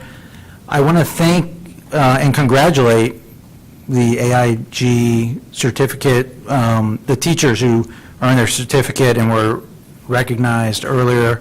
And I want to thank all the AIG teachers. It impacts my family, what they do, the services that we get.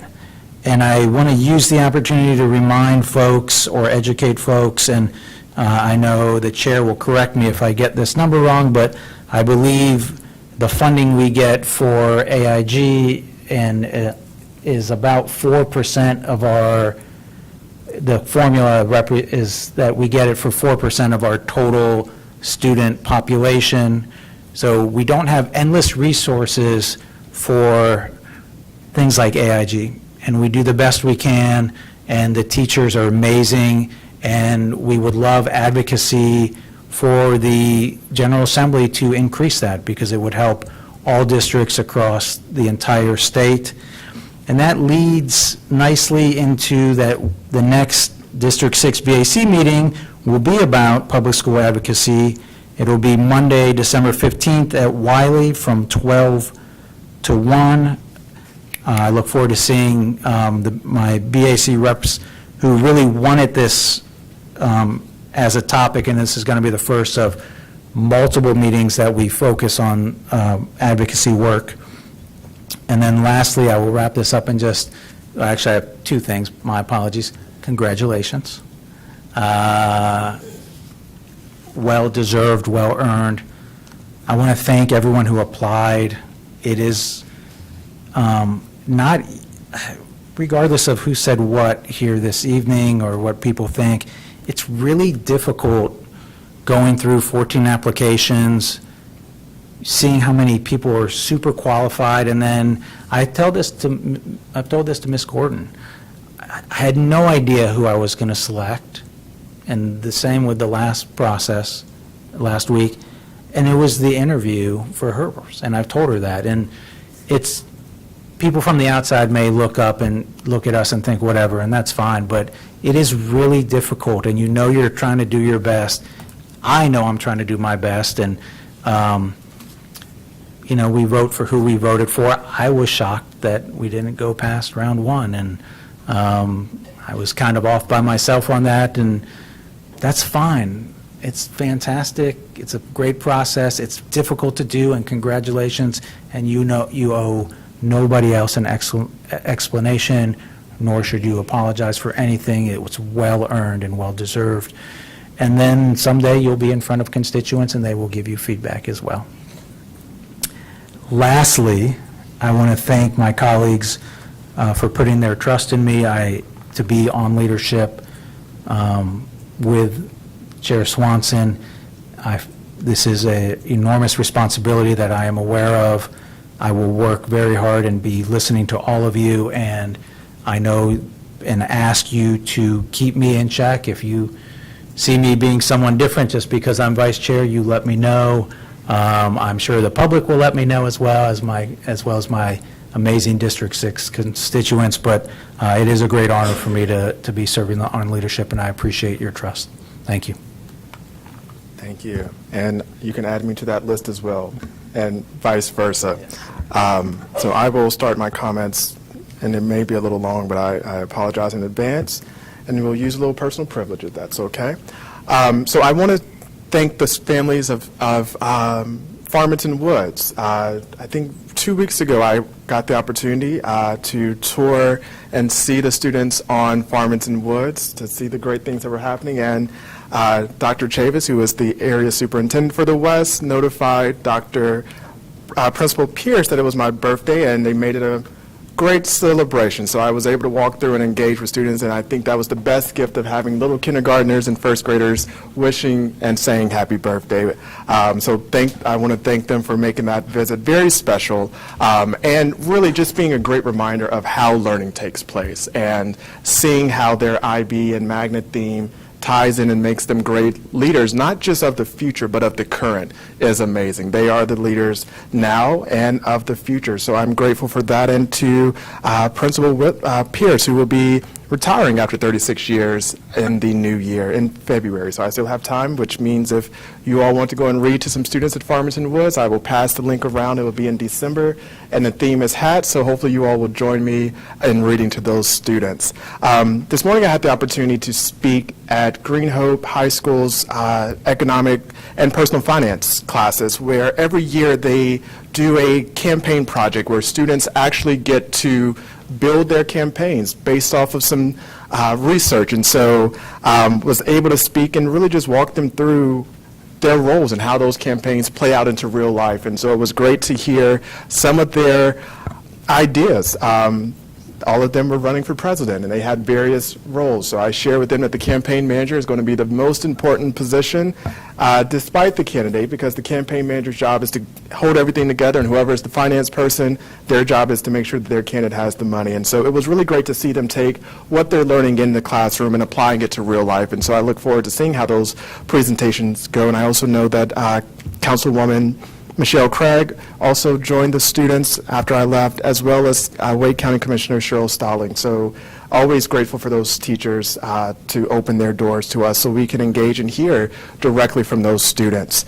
I also want to announce that my Board Advisory Committee meeting will be next Thursday, December the 11th, at Adams Elementary School at 6 p.m., and Dr. Robinson will be presenting our strategic plan, which is a living, breathing document that we are responsible for. And so I also am grateful for the folks who mentioned our strategic plan, because it is a living document, and we have work that we have to do, not just as a board, but as a community, and mainly as a community, to ensure that our students have the resources. So I want to thank the folks who are advocating for the Level Up partnership, and thankful for your advocacy and the work that you do for your students in the community as well. And so grateful for that, and the Rotary Clubs who also go and read to students as well, to really show that we alone, principals, teachers, cannot do this work by themselves to move the needle. And if we are so serious about student performance, student academics, then we have to step up as a community, and I appreciate those who do step up and those on this board that step up and who do vote for things that help move the needle in their district, not cause additional harm. So I look forward to those conversations for us to keep moving that needle, because low-performing schools, student achievement is near and dear to all of us. And guess what? We will be talking about that at our retreat, and there will be work for all of us to look through our individual school improvement plans so board members understand and know where their schools are. That is public record. You can go on WCPSS.net/ look at our schools, and you have access to all 204 school improvement plans to figure out what is happening in the districts, what your schools are looking, how they're moving the needle, how they're supporting students, and how your votes at this table should align with the work that they're doing, contrary to what we have seen. I am also very grateful to my colleagues for their vote of confidence, and I do look forward for us keeping the main thing, as Dr. West used to say all the time. And the main thing is doing what's best for students, teachers, families, and our overall community, because we have some serious work ahead of us, and our work is being serious about the business of Wake County students. And so I look forward to that, and board members, I look forward to our retreat, which will be a 2-day retreat on we're not going back to November, December 9th and 10th. That information will be coming very shortly. I'll send an email out to everyone. I also want to share that there will not be major committee shifts. The only shift that will be taking place is that safety and security will no longer be a committee. It will be an ad hoc committee that we will discuss as a board. And so be on the lookout for those changes via email. And, to Chair Hegarty, I want to thank you for your leadership, your friendship, and your mentorship. It is not easy sitting in these seats. you and I have discussed many things, and contrary to what people say, we don't always agree on the issues, and that's okay. But the thing that well, I was hoping you was going to share that. But you know, the thing is, your passion and your service is what really you keep the main thing. And so it's been an honor and an honor to serve as your vice chair.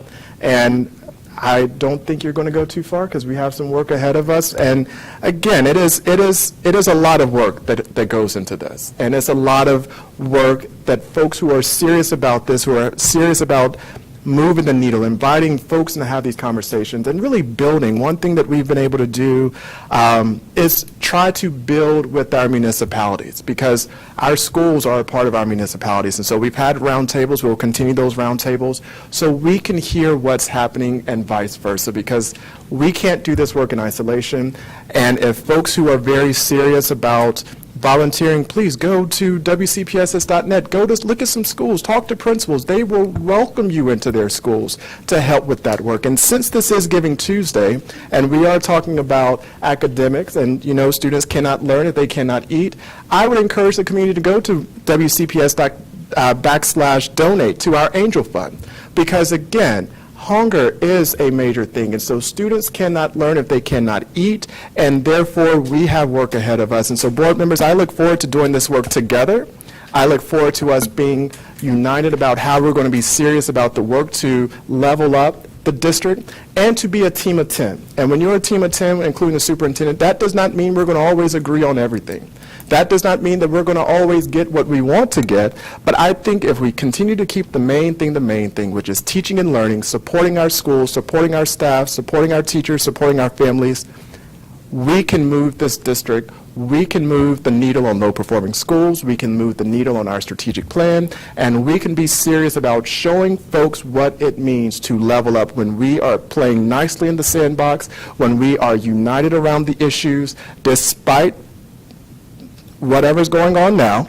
We can move forward with that, and I do think it is important for us to keep that main thing the main thing. So if I have a theme for this year, it's going to be keeping the main thing the main thing. And with that being said, I will entertain a motion for us to return to closed session. Mr. Vice Chair. Chair Swanson, I make a motion to return to closed session for the reasons previously stated earlier. Thank you. Is there a second? Second. Second for Ms. Gordon. All in favor of returning to closed session, let it be known by the sign of aye. Aye. Opposed, same sign. The ayes have it, and we are in closed session.